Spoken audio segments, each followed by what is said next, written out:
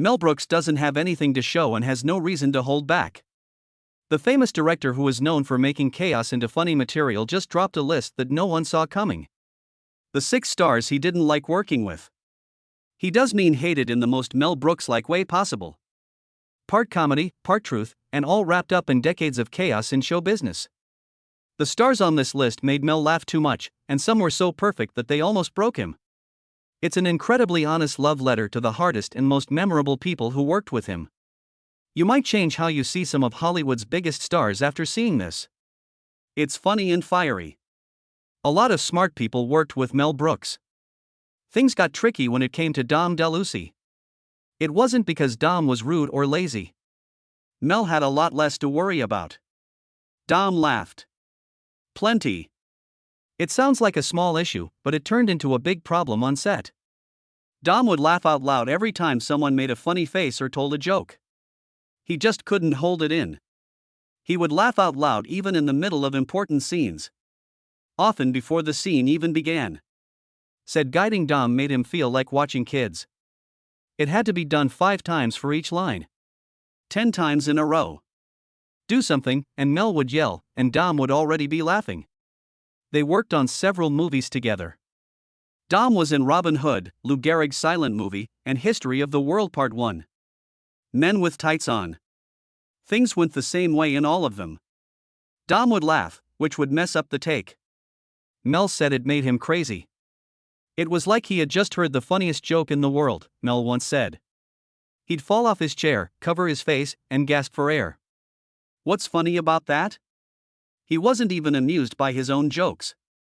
It was how he responded to everyone else. It was over when he was with Madeline Kahn or Harvey Korman. Take a look. And Dom would snap. Dom only had one line in one scene of History of the World. One. But Madeline raised an eyebrow, which made Dom lose it. He laughed for half an hour. The team had to wait until he felt better. Mel began to change how he filmed scenes with Dom. They tried to stay away from him as much as possible. He made sure Dom didn't look at any other players. Anything that would make him not laugh. It did not work at all. Mel said, I couldn't fire him because once we got a clean take, it was comedy gold. That's what Dom did. He was annoying, but he was also very smart. His time was just right. His energy made every scene better. He nailed his lines when he finally stopped laughing and spoke them. Even though things were crazy, Mel and Dom were still friends. Not in the picture, they were close. Dom liked to cook and would bring pasta to the set a lot. He fed the team and made jokes with them like they were his family. But Mel kept jokingly complaining all the time. He loved to talk about how hard Dom was to deal with. He said, cut more times with Dom than with any other actor. He was the cause of half of the time. It was love that made Mel work with Dom, even though he says he hated it. Dom was a pain on set but a joy to be around. Everywhere he went, he made people laugh. There might be too much of it. Mel knew that he wouldn't find anyone else with that spirit. They were so different from each other, but it worked. Everything moved more slowly when Dom laughed. The team had to wait for him. He made the movies better, but he also made Mel's patience test. Mel was aware of it. It was known by everyone. Mel said that he messed up scenes, but he made the movies. It doesn't bother Mel Brooks that he is 98 years old now. He tells the truth about his work history. When asked who he didn't like working with, Dom was the first person who came to mind. Mel couldn't say it without a smile, though. It was never real hate. That kind of hate you get from your best friend when they're making you crazy. It has lots of love in it. Dom DeLuise messed up every set. He messed up takes. Everyone had to wait. He made people laugh, though. Always, on screen, off screen. That made Mel angry. He loved that. That's why Dom is on the list. To con Mary Madeline. Making line Con was one of the smartest people Mel Brooks had ever worked with, he always said. She was smart, funny, and knew just the right time to say something. But she also messed up his mind. Some of his best movies were made with them. A few of the movies she was in were Blazing Saddles, Young Frankenstein, High Anxiety, and History of the World Part 1. Even though she gave great performances in every movie, things were not always easy behind the scenes. People knew Madeline for being very picky. She really thought about everything. She didn't just read the book and do what it said. She took things apart. She changed things. She had doubts about almost everything. She asked for a redo of any line that didn't feel right to her. She said what dressed up didn't look right. She had high standards that everyone else had to meet. Mel said she was always late to set. The crew was going to be ready. The cams were going to be set up. They were going to wait. She was cool, smiled, and acted like nothing was wrong when she finally walked in. This made Mel crazy. It was hard to stay mad after the camera started rolling. She always came through. She played Lily Von Stupp, the tired singer with a dramatic style, in Blazing Saddles. That part became well known. Even now, people still quote her lines, but Mel said it was hard to film those scenes. She kept wanting to change the way the scene went. She would change how she spoke, rewrite her lines, and sometimes even tell the other players what they should do. He often felt like all Mel did was try to keep up with her. He once told her that he had asked her to say a line the same way they had practiced it. She told him that she had discovered a better method. Mel said she was right a lot of the time, but that didn't make things easy. The same thing took place in Young Frankenstein. Madeline played Elizabeth, the main character's dramatic and spoiled fiancée. She was great in the part. It wasn't easy, though. She asked for more takes. She asked for various camera settings. She even talked about lighting options. Mel said that each scene was twice as hard to film but twice as good in the end. Members of the crew also saw it. People often said in whispers that Madeline was smart and passionate. Mel once said that telling her what to do was like wrestling a cat in the rain. She kept getting cast, though. That said a lot. Mel could have worked with a lot of different actors, but Madeline was always the one he chose. He knew she had something exciting with her.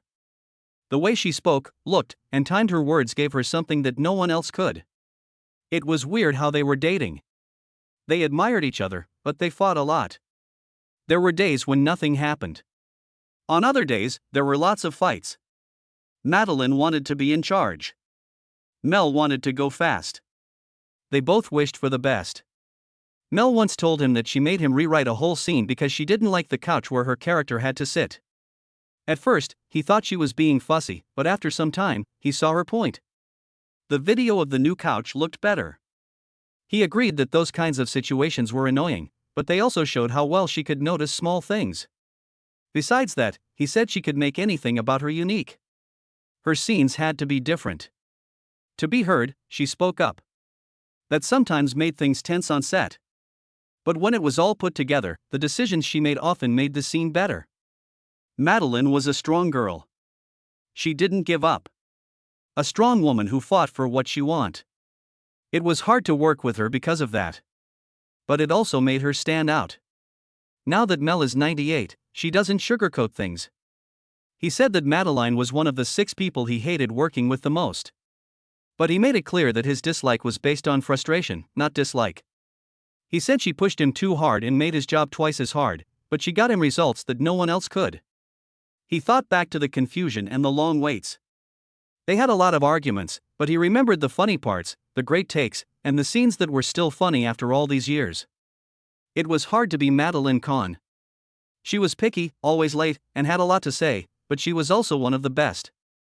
That's why she made the list. She was hard for Mel not because she really hated her, but because she made everything better. 3. The Hackman Gene. Gene Hackman and Mel Brooks have only worked together once. It was for Young Frankenstein, and even though it was only a short part, it came across very well. It was hard for Gene to act because he was from a very different world. Mel said that they were not the same person. There was a funny scene in the movie where Hackman played a blind hermit. Even though it was short, it became one of the most popular parts. It was funny, well-timed, and kind in an odd way. People laughed about the scene for years, but Mel says it wasn't nearly as fun to film. It was known that Hackman played important parts. He had won an Oscar before this one. His writing style was vivid and strong. He got ready for a lot. He paid attention to what was being said and expected everyone else to do the same. That was different from how Mel usually does things. Mel liked to get things done quickly. He liked scenes with a lot of space and laughs that came out of nowhere. He told the players to try new things right away. He liked energy more than beauty. Hackman didn't like that, though. He wanted an easy way to do it. He didn't want the scene to change between the practice run and the real performance. Mel said Hackman had a very hard tone on set. He wasn't rude. He did his job well. He didn't like the chaos, though. Hackman didn't move while Mel and the rest of the crew laughed and played around between takes. He didn't make many jokes. His part was very important to him, no matter how silly it was. There were a few small arguments while they were shooting. Hackman would sometimes ask for more practice times. Mel thought that made things take longer. Hackman also wanted to get every shot just right, but Mel thought that a little chaos made the humor better. Each of them had a different plan for how to make the scene work. Mel said that he liked Hackman's work. He said he was smart and clever, but working with him was like trying to play jazz with someone who was reading from a book.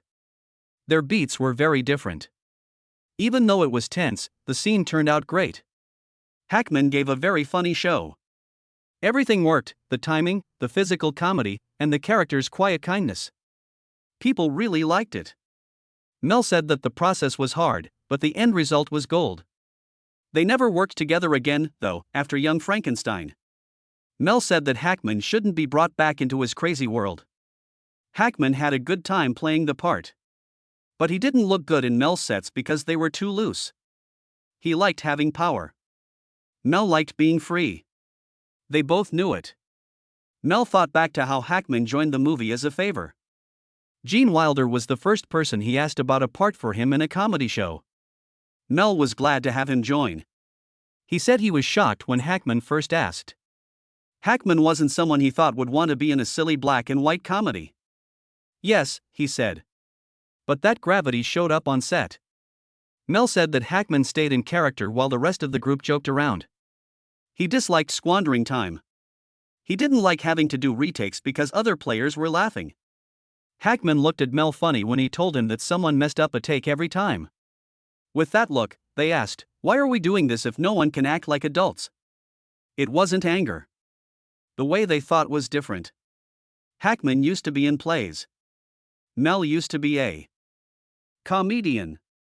They both worked, but not always together. He said that the event taught him something. There isn't a single type of great actress. Some are great at comedy.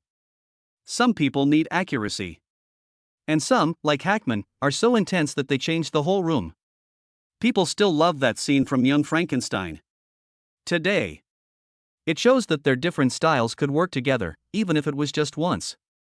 Also, it shows that sometimes great comedy comes from great stress. For Cloris Leachman, Mel Brooks never said bad things about Cloris Leachman. He often said that she was one of the best performers he had ever worked with. On screen, she was smart, skilled, and brave. Behind the scenes, though, she caused him more trouble than almost anyone else. Young Frankenstein, High Anxiety, and History of the World were all movies they worked on together. Part 1, she always brought something strong to the part. But she also brought a case. A lot of them. She asked him a question. She gave us some other options. She did things her own way sometimes, even when he told her not to. That made Mel crazy. He once said that being in charge of Cloris was like riding a horse that had been peeled. Her body was active. She was focused. She didn't like being told what to do, though. She would do things her way if she thought they were better. Not matter what other people thought. She played Frau Blucher, the creepy maid with a secret, in Young Frankenstein. The part became well known. All of it worked so well: her voice, I drapat I fi my few eyes, her look, and the way she said her lines. But Mel said it wasn't easy to get there. It was Cloris' idea of what the figure should be like. She wanted Frau Blucher to be more serious and dark. Mel thought she should be funny, strange, and warm in a weird way. That caused a fight between them. For Cloris, Mel was missing something more in the part. Mel felt like Cloris was thinking too much about it. They never yelled or were mean, but they always argued. Mel would say one thing. Cloris would fight back. After that, they'd do another take her way. Her version worked better some of the time. Sometimes Mel had to beg her to give his way a chance. He said she wore him down by asking him too many questions, not by yelling or making a scene. She wanted to know about every line, move, and response. Before she could perform, she had to fully understand her role. Mel understood why, but he also said it made things take longer. He once said that Cloris made every scene seem like a board meeting. She wanted to find out what was going on in the mind of someone with just one look. That made her act better, but it made Mel's job harder. It was the same story in High Anxiety. She played Nurse Diesel, a creepy and bossy person in a crazy hospital. Once more, she gave a show that people will remember. She fought with Mel again over tone and direction. She thought there should be more order and less chaos in the job. Mel didn't want that. He liked fast and strange things. Clarice wanted them to be tight and focused. They were both right, but they kept arguing. Mel once said that Clarice's face showed that she didn't agree with what he was said. She would keep staring at him until he gave up. He did that sometimes. He stood his ground at other times. He said that the scenes were great either way. Even though she was stressed, Mel kept casting her. That said a lot. He was sure she could give birth. He was sure it would be worth it in the end. He would never forget how hard it was to get there, though. At first, they were friendly but not close. They liked each other, but they didn't spend much time together. Mel said she was off by herself. Many thoughts, questions, and feelings can be found in this world. He took pride in her for it. He did say, though, that he needed a nap after a long day of shooting with her. He once made fun of the fact that Cloris was so dedicated that she might have played her part without speaking if she thought it would have helped the scene. She didn't care about being in the spotlight or getting praise. The only thing she cared about was the truth about the person. Mel said that was what made her great. But also very tiring. She didn't let anything go. It wasn't easy for her. In every take, she gave it her all. What he did was called into question. She asked him about his style. He had to think more because of her. All of that made her tired, but it also made her memorable. Mel didn't dislike her. He didn't like how often she was right. She made him wait, but she never let him down. Mr. Richard Pryor. Mel Brooks had Richard Pryor in mind as the lead character for Blazing Saddles from the very beginning. Richard was great for Mel. He was honest, smart, and brave. He was brave and funny, and he wouldn't be afraid to go where other people wouldn't. But things did not go the way they were supposed to. The story for Blazing Saddles was written with Richard Pryor. He left his mark on the film's crazy humor and strong lines. He gave the story an edge that made it feel real and risky. He saw how silly racism was and knew that comedy could help break it down. His thoughts changed the movie in new ways. Mel said Blazing Saddles would not have been the same without Richard. It was Mel's dream for Richard to play Bart, the black sheriff who comes into a racist town and breaks everything. He was meant to play the part, but the studio turned it down. They were scared. Richard was known for something. People knew that he was hard to guess. He had problems with drugs that were hurtful. He wasn't at meetings. He sometimes didn't show up at all or was late. The film company didn't trust him to carry the movie. They told Mel to find someone else. Mel fought hard to make sure Richard stayed in the movie. He claimed that Richard was the heart and soul of the project. He said the story made sense because of Richard's sense of humor and point of view. There was no way the studio would move. They said it was too dangerous. Mel said it made him sad. Richard knew what the choice was. It hurt, though. He spent time and thought on a movie he thought was good. He had to step aside and let someone else play the part that was meant for him. Cleveland Little was chosen by Mel, and he did a great job. Cleveland was charming, had good timing, and was in charge of the part. He made the part his own. However, Mel always thought about what Blazing Saddles would have been like if Richard had played Bart. He said that Richard was crazy in a way that couldn't be copied. Something just below the surface in his eyes made every moment feel scary and exciting. They thought Richard would have brought something even stronger to the screen. Mel knew the studio was right, though. It was hard to work with Richard. When they were writing, he sometimes got there late. He didn't always show up. Mel said, "You never knew how he was feeling. He had a lot of jokes and great ideas one day. The next day, he was either quiet, busy, or not there at all. It was like waiting for lightning when Mel worked with Richard," she said. "It was out of your hands. It wasn't in your plans." After it hit, though, it was impossible to forget. The process of writing was a mess. Richard was one of the writers Mel worked with on the Blazing Saddles story. The room was crazy. There were lots of ideas flying around. A lot of people laughed so hard they cried and yelled. Richard brought life and honesty to the role, which set the tone for the movie. He helped write scenes that were scary and bold. Mel said Richard made the movie interesting. Even though things were crazy, Mel never doubted Richard's skills. He said he was one of the best writers and actors he had ever met. He did say, though, that Richard lived in his own world. A world full of smart people and painful things.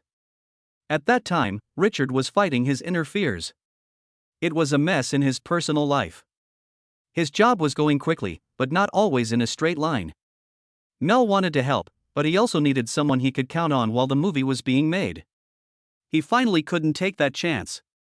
Mel felt terrible about losing Richard as the star. He said Richard's words stayed in the movie, but not his face. Richard was the one who came up with the jokes, the tone, and the brave stories. Mel still wished he could have shared the screen with him, though. After the movie, they stayed friends. Mel never got mad. He held Richard in too high a regard. He thought of him as an artist who didn't always fit into the rules of a movie set. But he also knew that freedom could hurt people. 6. Anne Bancroft, Mel Brooks' wife, was the hardest actor he had ever worked with. She was also the person he loved the most. A great actress wasn't the only thing she did well. She was smart, strong, and never shied away from saying what she thought. And things got very real very quickly when they worked on To Be or Not to Be Together. Anne and Mel were married for more than 40 years. Their love was strong and lasted a long time. They weren't nice to each other when the cameras were rolling, though. When they worked together, they saw sides of each other that most people never saw. As co-stars, To Be or Not to Be was their big project. Made it and acted in it, and played the lead female role. The movie was based on the famous 1942 movie of the same name and took place during World War II. It had political, dramatic, and comedic parts. Thoughts on the movie itself were both bold. Mel later said that it was harder to direct than anyone else. Not because she was bad at what she did. He had never seen an actress as good as she was. The trouble was that she didn't treat him like her boss, but like an equal. Didn't hold back on set. She told them if she didn't like a line. She spoke out if she thought a scene was wrong. She didn't care if Mel had planned it out or written it down. She spoke up about her own thoughts. And never let him get away with anything, Mel said. She told him right away if his plan didn't make sense. She would raise an eyebrow and ask, "What kind of emotion do you want in that scene?" if he asked for more of it. She would then cross her arms and wait for him to give her a real answer. Not because she was mean, but because she was smart and always one step ahead. He said she scared him sometimes. He joked that she was the only actor who made him think twice about every note he gave. They had a lot of fights while shooting. There were never any loud or mean fights between them, but they were very rough. And would say it wasn't true to the character when Mel asked for a certain way to say a line. He would want more life, and she would want more meaning. When the two of them got into a fight, the team quickly learned to back off. But even with all the stress, the scenes were beautiful. And played her part with strength and grace that made the whole movie better. The way she timed her lines, looked, and interacted with Mel made the story work. Mel said and was able to read between the lines and find the truth in every single one. She made it feel real, even when the conversation was silly. She wasn't trying to make people laugh. She tried to be honest. Most of the time, being honest made the funny parts even better. Things calmed down off set. Their fights didn't follow them home. Mel once said that they were married again as soon as they left the studio. He was going to make her tea. She would ask him about his day. But as soon as they got back to the set, it was game time. Mel liked to make fun of how hard she was to deal with. He said she was the hardest actress he had ever worked with. He also said that she was the most beautiful, smartest, and able to break his heart with just one word. He talked about how she would read a line he had written, look at him, and ask, "Really?" Then she'd give him a look that made him doubt everything she said. She would then write it over in her head again and say it perfectly every time. And told Mel she needed to do better.